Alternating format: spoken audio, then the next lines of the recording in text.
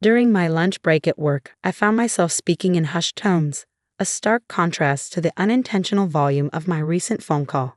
Confusion and frustration swirled within me as the insurance company representative calmly relayed the unexpected news of my policy cancellation request.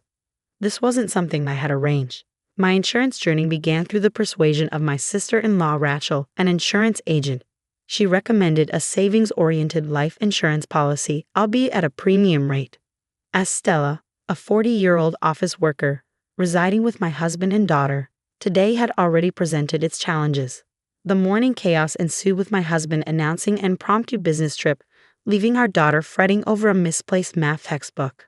Amidst the flurry, I couldn't hold back a remark about preparation. While Amy quickly apologized and promised better care, my husband's grievances rang louder, his focus on missing socks irking me. In the heat of the moment, as he packed, I couldn't help but wonder about his frequent business trips and the sudden preference for casual attire.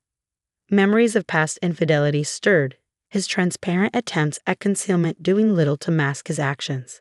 He had pleaded for forgiveness before, involving family members to sway my decision.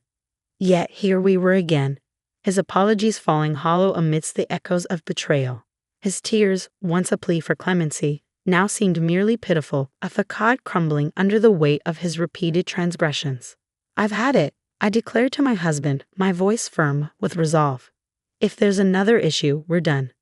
With those words hanging in the air, I handed him the divorce papers to fill out and took charge, transferring all our savings into my account. Despite forgiving him, any love I once felt had evaporated. My husband's selfishness had worn me down. His neglect of our daughter Amy and his inability to prioritize her well-being or spend quality time with her had eroded my patience. But for Amy's sake, I planned to endure a while longer before initiating divorce proceedings. The morning turmoil over Amy's missing textbook left me drained. With no time to pack lunch, I sought refuge in a deli near my office during my break. A poster from an insurance company caught my eye, triggering a memory of the policy I held, promising a celebratory cashback after a certain period. The anticipation of this bonus brought a glimmer of excitement, igniting my thoughts of how I could use the money, perhaps for new fall clothes for Amy. Yet my optimism was short-lived. A visit to the bank to update my passbook revealed no celebration money, and to my surprise, this month's insurance premium hadn't been deducted. Suspicion crept in, fueled by my husband's shady actions earlier that day. A call to the insurance company, only to find my sister-in-law Rachel absent, led to another woman explaining the cancellation of my policy. Despite her assurances of paperwork being in order, I sensed something amiss. The absence of any deposit for cancellation fees further fueled my doubts. The implication that the insurance company bore no fault in the matter only heightened my suspicion. It was clear. I needed to make my stance unequivocally clear. I had never intended to cancel my policy, and I made that clear when I called the insurance company back. "You better confirm with Rachel," I insisted before abruptly ending the call. With my lunch break slipping away, I barely had time to touch the food I bought from the deli. But hunger was the least of my concerns. I had more pressing matters to address. Seeking permission from my boss to leave early, I swiftly wrapped up my remaining tasks before departing the office ahead of schedule. Dialing my husband's number, I steeled myself for his response, fully aware that he might be busy at work. "Stella, why are you calling?" "I'm at work," he grumbled upon answering, the cheerful music in the background a stark contrast to his demeanor. Frustration bubbled within me as I confronted him about the cancellation of my life insurance policy. "This is absurd," I snapped, my suspicions weighing heavily on him and Rachel. "I might have been scammed, and I'm considering involving the police." His admission took me aback. "It was me, okay," he confessed, catching me off guard with his sudden honesty. But any relief was short-lived as anger simmered beneath the surface. "So it was you," I retorted sharply. "Where's the cash value then?" His response about using it to support his mother only fueled my frustration. "Support?" I repeated incredulously. Did something happen to her? Why does she suddenly need money? "No, she just wants to take family trips to holiday resorts now and then," he explained nonchalantly, as if it were the most natural thing in the world. I was taken aback by my husband's unexpected words. "You canceled my life insurance without my consent, and you used it for travel expenses? The business trip was a lie?" I questioned, incredulous at the revelation. Yeah, I'm the beneficiary, so I don't see a problem, he boasted, his excitement palpable as he described the luxury hotel lobby he was currently in. It seemed as though being caught red-handed only emboldened him. Frustration surged within me as I attempted to reason with him. Why did you cancel without my consent? I'm the one paying the premium from my own salary, I argued, only to be met with dismissive remarks about being healthy and able to take out another policy. His lack of understanding left me with a pounding headache. Do your parents and Rachel know that you cancel my life insurance without my consent? Didn't my father-in-law say anything? I pressed, hoping for some semblance of accountability. But his nonchalant response only fueled my irritation. Rachel is obviously an accomplice.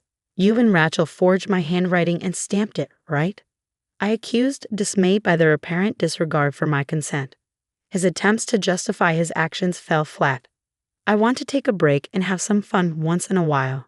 It's okay, right? We came on a family trip and everyone's happy, he insisted, oblivious to my concerns. The exclusion of Amy and me from his definition of family stung. Isn't your family Amy and me? Insurance is for emergencies, and I'd be happier if I didn't have to use it. Shouldn't you consult me first if you want to support travel expenses? I countered, growing increasingly exasperated by his childish excuses. His refusal to acknowledge the gravity of the situation only fueled my frustration. You're making me not want to talk by getting angry like this. What a pain in the ass if you keep up this bickering, he retorted, further straining our already tense exchange. I wouldn't mind getting a divorce, I muttered under my breath, contemplating the possibility. I bet you couldn't pull it off.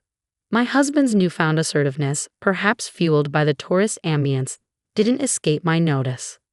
Understood, I replied tersely before ending the call. The resolve within me solidified as I silently vowed to retaliate against my in-laws and my husband for their betrayal. My patience, worn thin by years of forgiveness, had finally reached its limit. What I had once perceived as a normal family dynamic now revealed itself as a facade of deceit and manipulation. It was time to sever ties. Without hesitation, I made my way to the courthouse. Clutching the divorce papers my husband had filled out, a symbolic talisman of my newfound determination. Submitting the papers, I took the first step towards liberation. Collecting my daughter Amy from her after-school program, I broke the news gently, explaining the impending divorce. Amy's initial surprise gave way to acceptance as she processed the information. Upon arriving home, Amy's innocent question caught me off guard. So, Dad isn't coming back home anymore?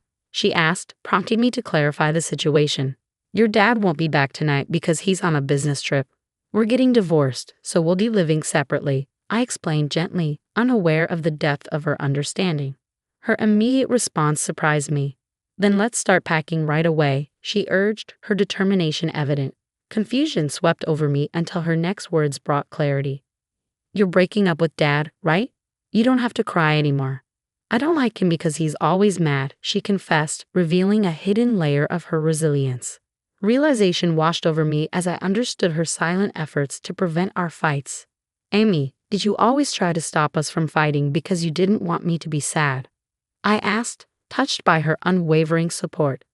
Of course, she replied simply, her words a testament to the strength of her love. I had resolved to endure the marriage for Amy's sake, but her revelation shattered that resolve. It was evident she had been silently shouldering the burden of our strained relationship. Amy's intervention in our fight stemmed from her concern for me. Dad never plays with me even on his days off, she confessed, her words tinged with sadness. He tells me to go away whenever I try to talk to him. He only uses me to say something mean to you. Her admission pierced my heart, revealing the depth of her sorrow. It was a painful realization that my husband's selfishness had not only affected me but had also left its mark on Amy. I'm sorry, Amy, I murmured, my voice thick with emotion. I've made you go through a lot. From now on, it's just going to be the two of us, but I'll take good care of you. I really love you. Determined to shield Amy from further sadness, I busied myself with preparations. While she focused on her homework, I reached out to a lawyer, searched for realtors and movers online, and contacted my parents. Upon hearing our plight, my parents insisted we return home immediately. Amy doesn't have to transfer schools, my father assured. And tomorrow morning, I can borrow a truck to help us move our things. With their support, I began the process of transitioning our lives. I informed the landlord and Amy's school of our relocation, deciding to tackle the paperwork gradually. And with work, I requested a vacation day for tomorrow, signaling the beginning of our new chapter. I was determined to get everything sorted before my husband returned home. The next day, with the help of my parents, we swiftly relocated our belongings to their house. By the time my husband arrived, only his things remained in the apartment, leaving behind a note stating our divorce and our new status as strangers. I departed without looking back, anticipating his inevitable shock. The feeling of triumph washed over me as I reflected on the smooth execution of my plan. My ability to prepare for the divorce seamlessly stemmed from my prior research and readiness, honed during his previous infidelity. I had made it clear to him then, if there was a next time, there would be no discussion, only divorce. We had agreed that I would retain custody of our daughter and all shared assets. And so my daughter and I embarked on our new life at my parents' house. A few days later, a frantic call from my mother-in-law startled me. Despite her son's penchant for tears, her outburst caught me off guard. "You're divorcing him even though he didn't cheat?" she exclaimed, her words ringing in my ears. Her insistence on an apology bewildered me. "Apologize? Why?" I responded, struggling to comprehend her demands. The abruptness of my question seemed to catch her off guard, silencing her momentarily. As she attempted to reassert herself, I found myself questioning her identity. "Who are you?" I blurted out, unable to shake off the suspicion of a potential scam call. Her hesitation only fueled my uncertainty. "If you don't identify yourself, could this be a scam call?" I challenged, refusing to yield until I was certain of the caller's legitimacy. I decided to seize upon my slip of the tongue. After all, now that we were divorced and strangers, there was little point in engaging in serious conversation with those who unilaterally canceled a life insurance policy. "Don't be ridiculous, Stella. If you're going to take that attitude, I have a few things to say too," my mother-in-law retorted, her fury palpable. But her anger didn't faze me. "What are you talking about? Do you think you can just do something like that?" I challenged, refusing to back down. I had an agreement with him. If there was any issue, we'd divorce immediately, and he told me on the phone that we were getting divorced. My words left her speechless, and I seized the opportunity to press on. If he wanted to go on a trip, he should have just talked to me about it. Why did he have to commit a crime? Is your whole family looking to end up in jail or something? Canceling life insurance without consent qualifies as forgery. That could lead to imprisonment from 3 months to 5 years. So I'm ready to fight this thoroughly. I don't want to hear about how his family has no savings or how they're poor. My husband might have just done this nonchalantly, but that's precisely why I can't forgive him. The mention of imprisonment seemed to catch her off guard, and she faltered, but it was too late. I hung up and blocked all calls from my husband's family. After that, my husband was so shocked by the divorce that he voluntarily left his job and became a shut-in. As for the life insurance issue, we utilized the financial ADR system, which successfully resolved insurance-related disputes outside of court. Rachel, my sister-in-law, faced disciplinary action and was fired from her insurance company. The incident even made minor headlines, causing the in-laws to become the talk of the town, shamed by relatives who told them to have some common sense and shame. Both my husband and Rachel found themselves unable to work and in a financial crunch. Meanwhile, I was living freely with my daughter Amy back at my parents' house. Determined to make up for the hardships Amy had endured, I showered her with plenty of love.